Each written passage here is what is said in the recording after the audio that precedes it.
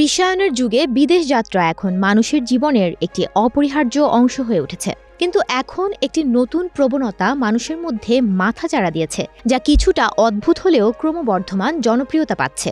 এটির নাম হলো ফ্লাইং নেকেড। ফ্লাইং নেকেড নাম শুনলেই মনে হতে পারে এ আবার পোশাকবিহীন সফর নাকি। সত্যিটা হলো এর সঙ্গে জামা কাপড় বা পোশাক আশাকের কোনো যোগসূত্রই নেই। গত বছরের শেষ দিকে ইন্টারনেটে ফ্লাইং নেকেড প্রসঙ্গ ছিল আলোচনার তুঙ্গে।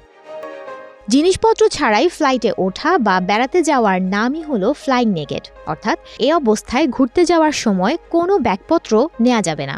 চাইলে একটি ছোট ব্যাগ সাথে রাখা যেতে পারে।